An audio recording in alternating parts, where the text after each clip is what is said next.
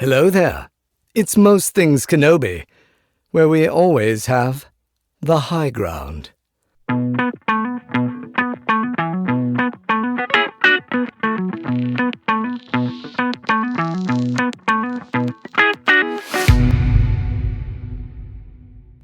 Hey everyone, Leanne here. Before we get started with the episode, I just wanted to make a quick note.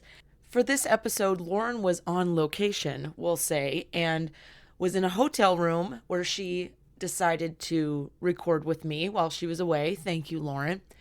But we realized in post-production that the fan that she was sitting next to, the air system, made a pretty prominent background hum throughout this entire episode. So please forgive us. We didn't realize until post-production, again, that there was the fan noise. So we weren't able to edit it out completely, but we did do our best to try and minimize it. And thank you again for being patient with us. Enjoy the episode. Hi, everyone. Welcome to another episode of Most Things Kenobi, a podcast about Obi-Wan Kenobi and all things Star Wars. I'm your host, Lauren. And I'm your host, Leanne. This week, we are going to talk about Skeleton Crew, the new Star Wars show. We sure are. And I have to tell you, Leanne, I think we're going to have opposite opinions. Are you kidding? No. Are you kidding? Are you kidding though? I'm not kidding. No, I'm not kidding. Wow. Okay, this will be good because you got a preview of what I thought. Yes. I don't have a preview of what you thought, so this should be interesting. Okay. Yeah. All right. We're very rarely on opposite sides of. Well, we're giving the listeners something brand new. I think in the Kenobi series a few times you and I had different opinions, but yeah. So we've watched episodes 1 and 2. Let's tell the family out there. We have watched episode 1 and 2. If you have not, stop right now. This will be full of spoilers. Yes. Yeah. This is your final warning. Turn back now. Turn back now. Okay, let's go. Okay. Initial thoughts. It was way better production quality than most of the other stuff they've put out. I will give it that. Yeah, it was beautifully shot and very well edited. Way better editing and cinematography than Mandalorian. I'm sorry. Hate me if you want to, but No. Even better than like Ahsoka. You can tell when they film on the volume and when they don't. It is drastically different. So that right away stood out to me. It was very visionary, you know? I could see what they were shooting for. Yes. Yeah. They had an obvious idea in mind what they were going for, and I think they executed it. Obviously, in my opinion, it seems like Spielberg-esque mid-century planet Earth, we'll say. Yeah. Cozy, rural, something or other, feel. Yes. But totally got the Spielberg sense. Yes. Of it all. Yeah. That is precisely why I hated it. You cannot copy Spielberg without coming across like a tin can version of Spielberg. And I hated it. It was not original. Don't rip off Spielberg. It's Spielberg for a reason. I don't have to say that. But they accomplished what they were going for because they were very purposefully going for that. Yes, it did have a sense that it was like an homage to that. And I have a really unpopular take. I don't like Spielberg movies, which is like a sin when you come from. But there's different eras. Background. There's different eras. Are you talking like there's a specific era or just in general? Because I didn't know this about you. Okay, all right, fair. Yeah, fair. I love Indiana Jones. I love Back to the Future, but he produced that. He didn't direct that. Correct. I like Jurassic Park. It's fun. Isn't that a Spielberg? The original one? If he didn't direct it, he produced it again. I'm going to have to fact check this because I don't. So, this show feels a lot to me like The Goonies. Yes. But I hate The Goonies. I hate it. I can't bear it. Well, The Goonies. I felt like this was way more fun and palatable and less annoying to me than the Goonies, because it was like Spielberg but done really well, and I know that's like no one is going to agree with me, and there's a few people I know on the planet who agree with me, and we never speak of it in public because it's really unpopular to say that you don't like Spielberg movies, but I like this better than the Goonies, okay? Don't get mad. Totally fair. Totally fair. Just for the record, Jurassic Park, the first one, was directed by Spielberg. Okay, yeah. That's what I thought. I had Michael Crichton in my mind because I actually read Jurassic Park before it came out, and I was in 4th grade at the time. I was a far advanced reader. Holy yeah. For my time. So Michael Crichton is the first thing that pops into my brain when I think Jurassic Park. Anyway. Yeah. I feel like so Goonies, yeah, you mentioned Goonies. Yeah, Goonies and E.T. It has that feel to it. I know you hate E.T. Everyone knows my stance. I have a personal odd personal thing with E.T. So we'll shelve that. Breeze past that. It's an outlier. Yes. Yeah. So a lot of his movies are incredibly progressive with action.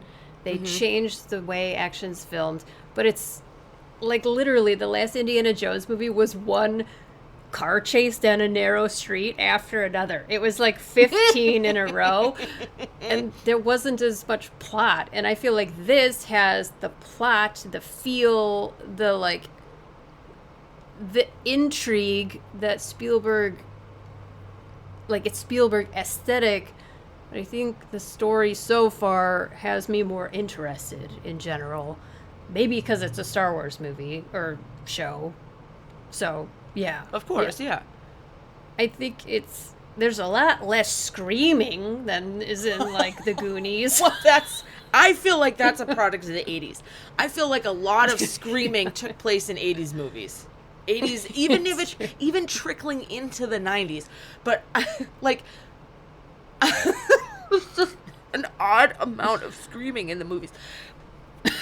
But that's what Goonies is actually known for. It's become a meme of the Goonies. Yes, it's true. Now, I'm a Sean Astin lover, and that's like little baby Sean Astin, so I can't hate on him. Oh my God, I forgot he's in that. He's a young, tiny thing. He's a baby Sean Astin. Right. There's a lot of young people. Like, now this has become an episode about the Goonies instead of about I the show. figured you and I would have the same, like, nostalgic feel to this, because that's obviously what they were going for. So, I mean... Yes. Yeah. I didn't know you didn't like the Goonies. I like the Goonies, but it's from a time and a place. That's where it should belong. It's where it should stay. And I grew up watching Stand By Me instead of the Goonies, so I prefer Stand By Me, which is the other movie God, what is that actor's name? The kid with the glasses. I can't remember. I don't know.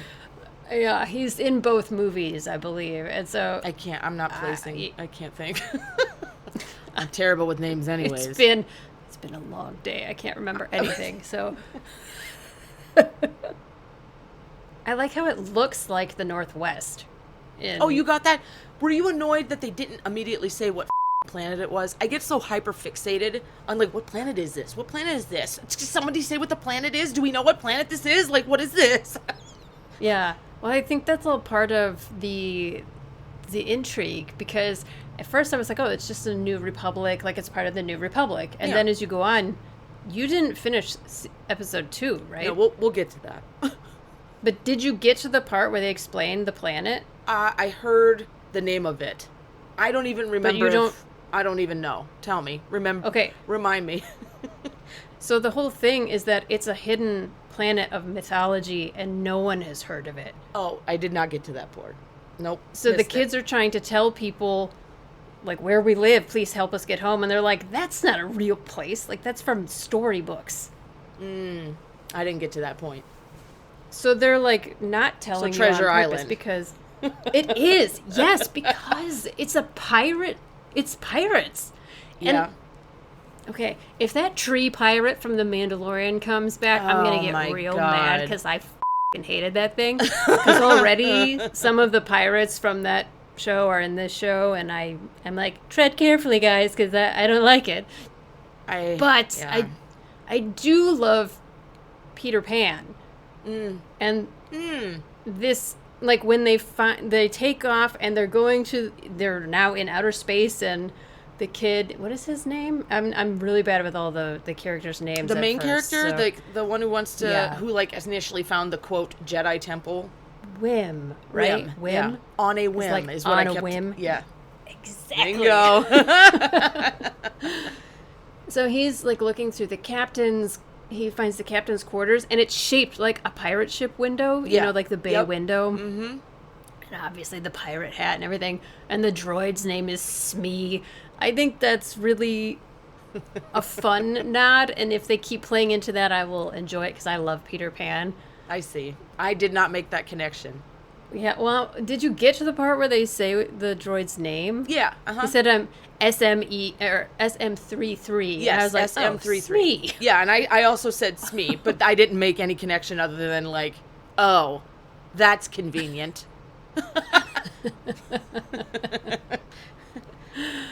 Well, and I love Nick Frost, and he voices Smee. Yeah. I'm pleased by that. I was pleased by that as well. Although I have reservations about the droid itself, but I feel like I feel like this entire show is a knockoff. But I feel like the droid is a knockoff of K2. It's like a more abrasive, less funny, less natural K2. And I can't quite tell what kind of droid it is. At least not initially. I was like, is that one of those battle ones that always had the electric, like the shocking sticks? Yeah, the staff. Is that what it is? Yeah, shocking sticks. Who am I? Whatever. You know, the staffs that electrocute people there.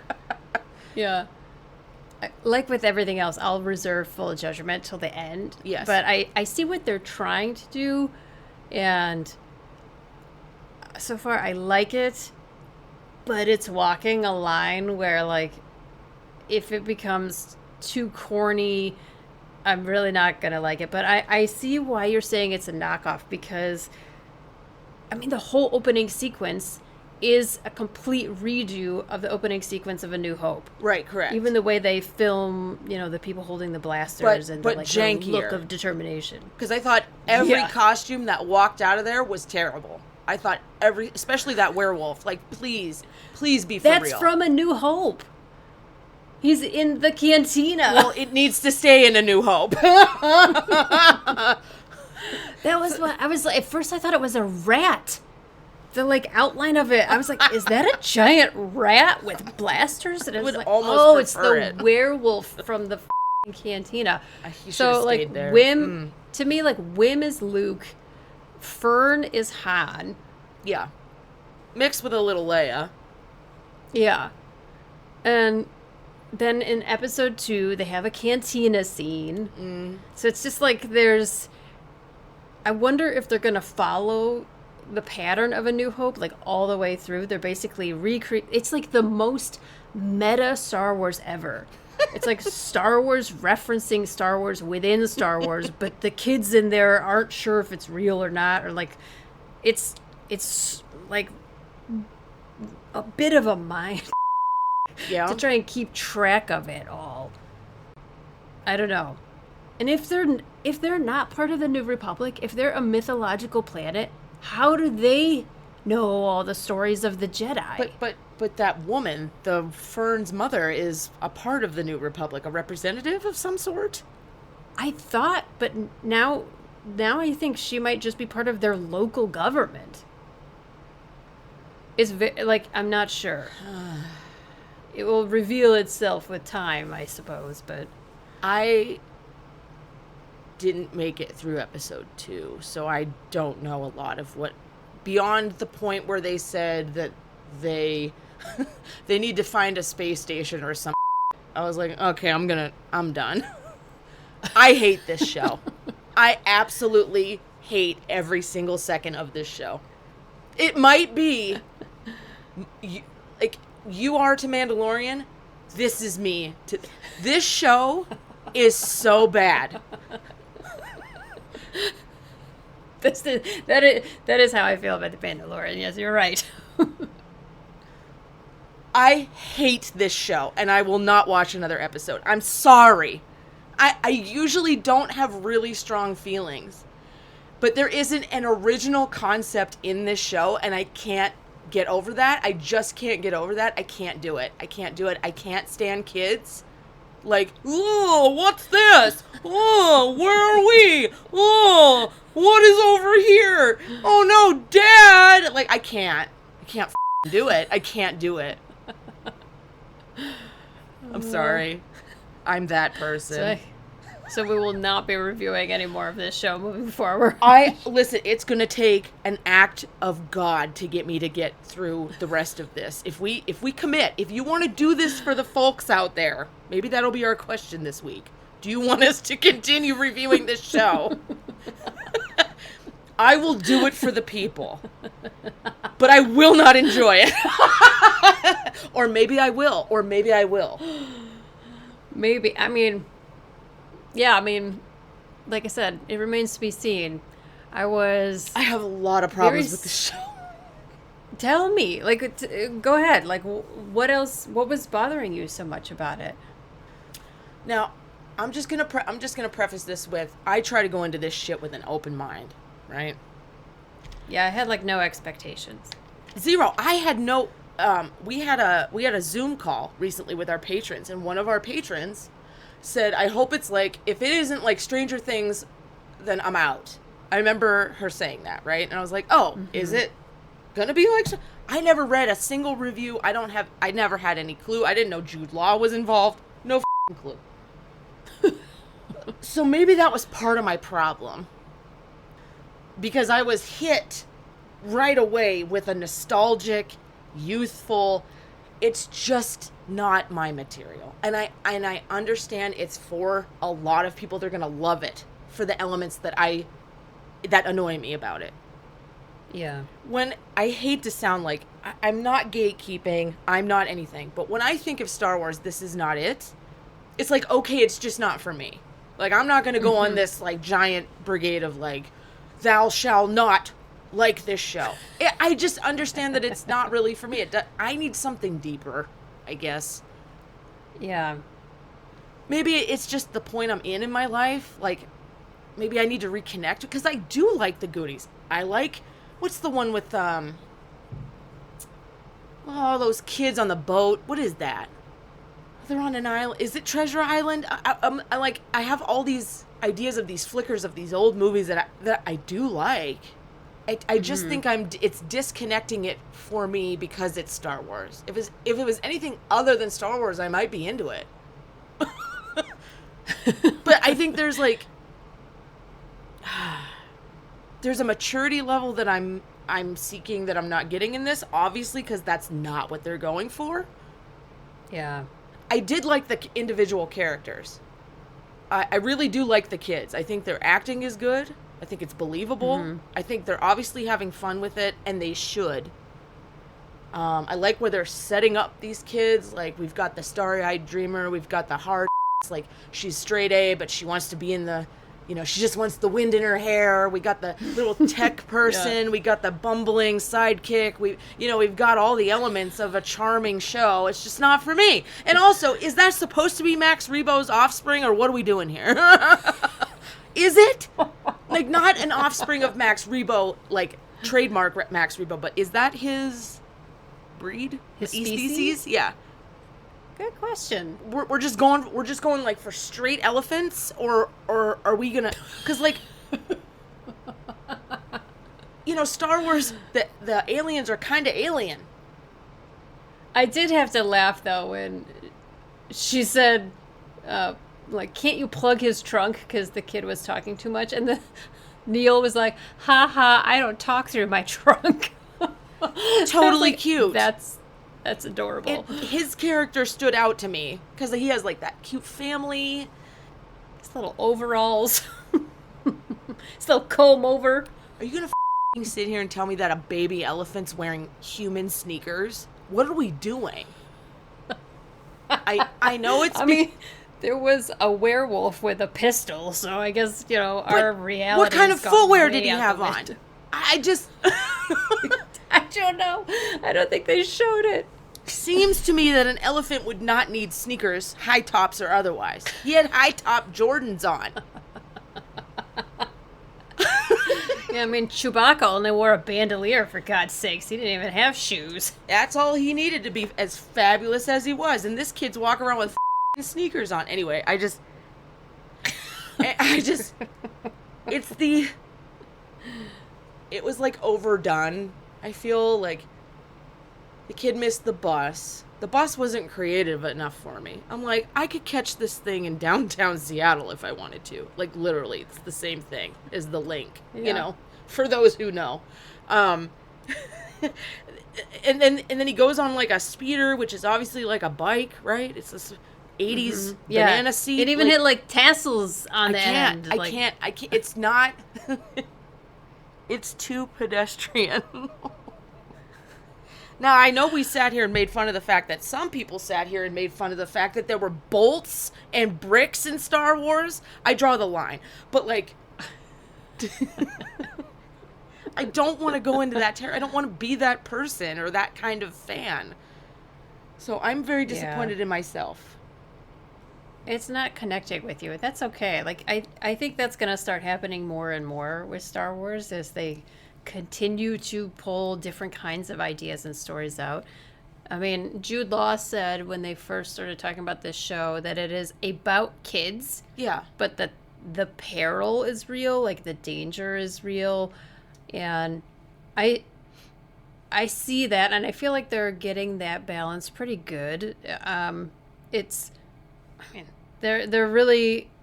I could see in the editing in the opening sequence the way they were, like, hacking people with machetes, and then they would, like, cut on that action. So they were able to, like, literally hack people with machetes without showing it, but you get the idea. Granted, I mean, like, I don't care about pirates. Like, Yeah. Firefly is all about space pirates. That's what I'm going to watch if I want to watch space pirates. Right. It's way scarier in Firefly with the Reavers. I do wonder if I need to revisit this at a different time when my brain, like, you know how you listen to a song, you don't like it, you listen to it again in a totally different state of mind and it sounds totally different? That may be the case with me in this show. Remember, I wasn't feeling the first 2 episodes of Andor. But that's because I couldn't hear it. You hated them. And you hated the first 2 episodes of Acolyte. Oh, Acolyte? Do I hate every first 2 episodes? Do you remember? You were like, I hate this, and I was like, Leanne, just if you can get past this point, you probably will like it. And you're like, all right, I'll calm down. You actually texted that to me. I don't even remember. Oh my God, I'm a repeat offender. Listen. Here's what I'll do. Here's my promise to you and the everybody who's listening. I will rewatch episode 2 and get myself ready for episode 3, and then we can try again. Okay? Okay. I think you're right though that it's Treasure Island. Is it Treasure Island? I think Jude Law is he going to be like Long John Silver, right? Because isn't he like maybe in that the book? is Because I haven't read the book, so forgive me. But isn't Long John Silver like not completely trustworthy? Like a well, kind none of of like them are. None of them are. Right? Because they're pirates, right? Well, except Johnny Depp. He's the most trustworthy pirate. I'm just kidding. That doesn't say much, does it? It's just because he walks like God. Keith Richards. Like, I would trust him before anyone else just because he walks crazy. Oh my God, it's so good though. It's such a good walk. It really is. It's fantastic. I think maybe because like I had no expectation, and I also do not particularly love stuff made for kids, so I was going into this with a big grain of salt or sand or whatever the all of the above. Yeah. So, and at first I was like, okay, this is very pedestrian. It's very our world. It's like if our world met Star Wars. Yeah, I hate that. And then I wasn't loving it at first, and then I kind of realized that, like, that kid is all of us. Like, he's always flipping back to look at stories about the Jedi, just like we do. Just like and us, it is, you're right. Like, if we think of it more as, like, a metaverse where, because they are, as a planet, isolated out of all the other stories that we're familiar with. So they're almost like a self-referential, like in the story, but without being in the story. So they're this weird little isolated planet. When you put it like that, that's the depth I'm looking for, actually. Well, I think we might get there. You know, I think the show has the potential for more depth. Right now, they're just trying to establish who the characters are, of course, their relationships with each other. And if that isn't connecting with people right away, you might lose them really fast. That's why I mean, and I know people hated Andor, but I loved Andor because they like got into the story from the first scene. Like it just, that was, the story started. We also had some background though. We were coming, that's true. Assuming the bulk of the fans who were watching had some understanding of Rogue One. A lot didn't, and that's cool. But the Rotten Tomatoes score for this, I just looked it up real quick. It's as high, I think it's the highest initial 2 episodes aside from Andor. That blows my mind. Really? I don't... I have seen, first of all, no spoilers. It's not like the other show where as soon as an episode's done, the internet, at least for me, my social media was not flooded with spoilers. Oh, yeah? But what I've seen from people has been completely positive from everybody, which is not common with Star Wars stuff. How interesting. So what is my problem? Well, maybe you just didn't know what to expect because you hadn't exposed yourself to more detail about the plot. I really have a hard time with like foolish kid stuff. Like the foolishness of children. Yeah. It exasperates me. I have to try hard to get into it. You know? Yeah, and it's understandable because it's not our forte. We prefer things that are much more layered and personally, like watching people grow, watching it through children's eyes is hard for me because me too. I don't have kids. And I mean, I was a kid, but I'm less interested like you are than if it was like an adult that I could relate to. Dare I say it's too happy? I need the pain and the suffering that I've come to expect from Star. I'm sure it's coming. Someone's parent is going to die, or someone's kid is going to have a hard time. I don't know. This is Star Wars. It can't all be utopia. The thing that's got me worried about is they live in this utopia. They don't even know how good they have it. Now they've gone to a pirate depot, basically, and told everybody that their secret planet exists because they didn't know it was a secret, and now their little bubble of utopia is potentially at risk now. That's the most realistic thing I've heard yet about this show, if that's the case. Like, that's where it's going. Where the f*** is Hondo? We need Hondo! If he were to waltz in, I'd be like, finally, someone who's a mess. I know.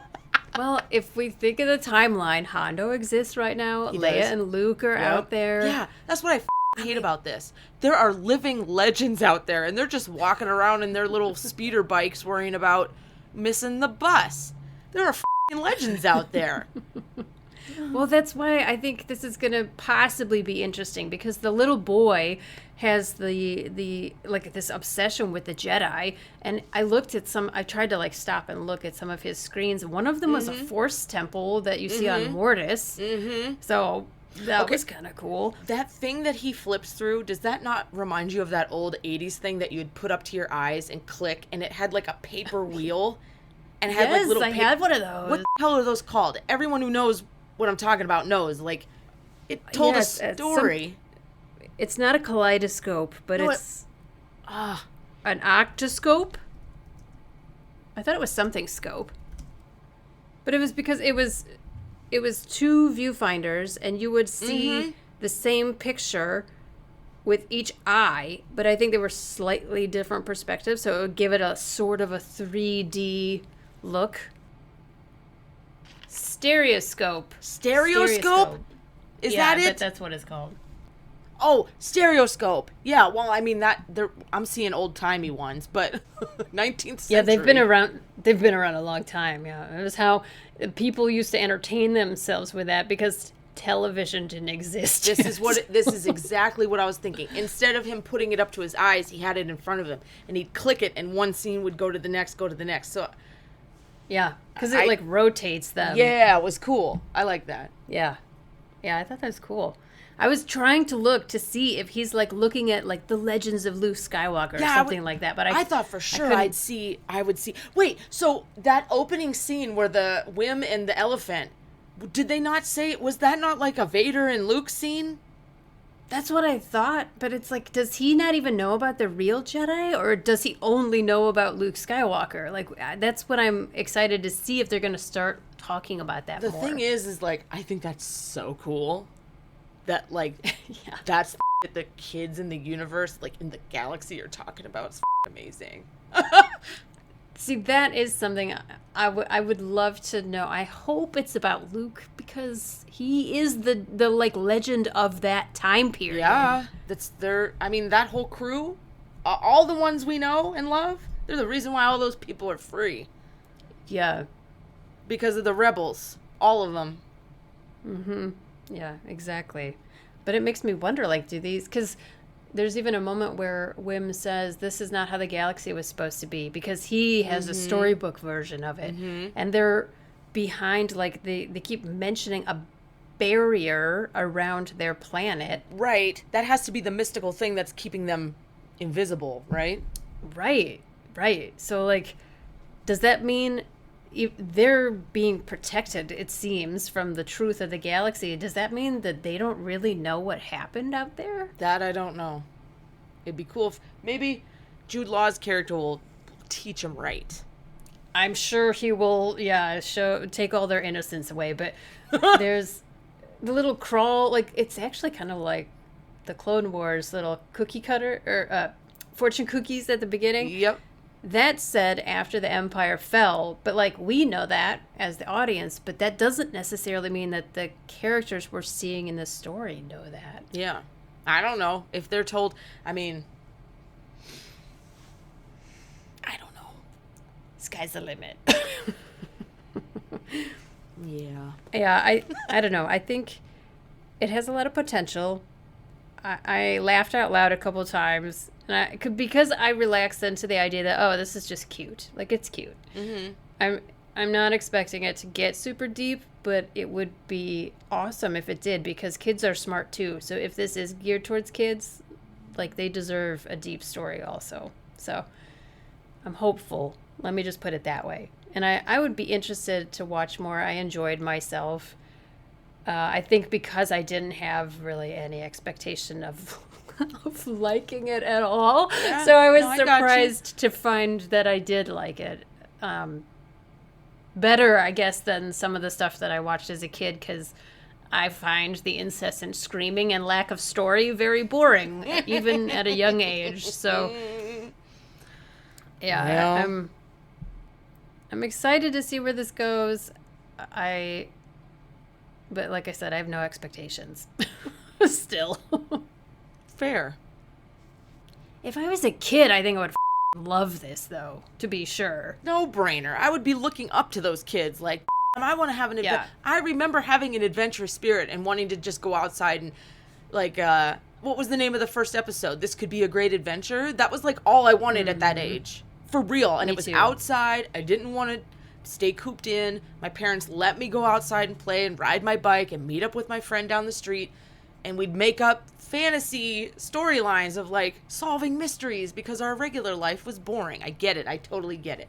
I don't know why I'm not connecting with this show. I got to give it another chance, I guess. Well, give it another chance, but also no pressure. Not everything is gonna connect with us, and just like you said, like, I don't connect with Mandalorian. Yeah. I don't care about the extended Mandalorian story if that's not connected to, like, the Jedi part of the story. I got you. I like Mandalorian. I do. I don't know why I don't like this. But that makes for an interesting episode, doesn't it? Yeah. For you and I. Yeah, I mean, I think that I understand your complaints 100%. I think I understand valid. yours for Mandalorian. And, I mean, you and I kind of felt similarly for a lot of Book of Boba Fett. I mean.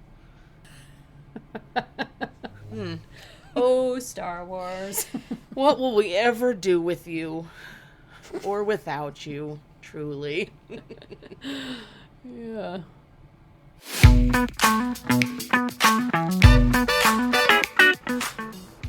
All right, our question for you this week. Do you want us to continue on reviewing Skeleton Crew? Shall we force Leanne to watch some more episodes? Let us know. We're going to put a poll up on Instagram, and we'll put another one up on Spotify. Otherwise, you can just drop your opinion either on social media, send us an email, whatever you like. Let us know if you want us to keep going. And with that in mind, we're going to leave this as a cliffhanger.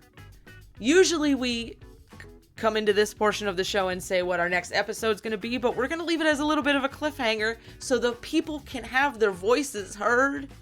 Do you want me to give this show another try? Yes or no? Let us know, and we'll see you back here for the next episode. What will it be? Thank you so much for joining us here on the Most Things Kenobi podcast. We appreciate every single one of our patrons and are grateful for your support. If you'd like to support the podcast and become a patron as well, head over to the Most Things Kenobi Patreon.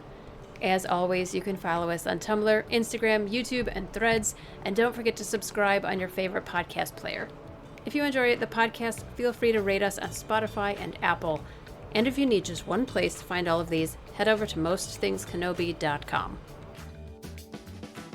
So until next time, my space twin, may the Force be with you. Always.